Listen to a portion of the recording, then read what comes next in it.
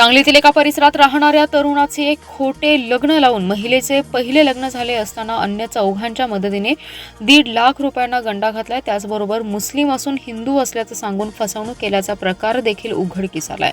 सदर फसवणुकीची घटना 9 सप्टेंबर 2024 ते 8 डिसेंबर 2024 या कालावधीत घडली. या प्रकरणी कृष्णा सुभाष जाधव यांनी संजयनगर पोलीस ठाण्यात फिर्याद दिली आहे. फसवणूक करणाऱ्या संशयित 5 महिलांना पोलिसांनी जेरबंद केले. पल्लवी मंदार कदम, मूळ नाव परवीन मोदीन मुजावर, एजंट राणी उर्फ रत्नाबाई सुभाष कुंभार, राधिका रतन लोंढे, सुमन दयानंद वाघमारे अशी अटक केलेल्यांची नावे आहेत. फिर्यादी कृष्णा जाधव यांची संशयित 5 जणांनी संगनमत करून परवीन मुजावर हिचं लग्न झालेलं असताना देखील फिर्यादी कृष्णा समवेत तिचं दुसरं लग्न लावून दिलं. याकरिता फिर्यादीकडून 1.5 लाख रुपये घेतलं. ही बाब काही दिवसांनी फिर्यादी कृष्णा जाधव यांना समजली.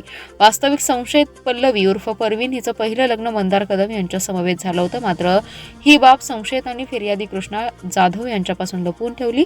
परवीन ही मुस्लिम धर्माची असून देखील पल्लवी कदम या नावाने स्वतःची ओळख लपवली असल्याचंही फिर्यादीत नमूद केलंय.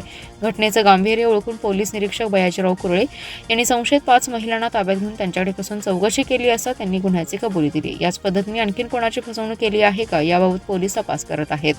यावेळी अशाच प्रकारची तक्रार काजल पाटील, मूळ नाव करिश्मा हसन सय्यद हिच्या विरोधात दीपक भोसले यांनी दिली होती.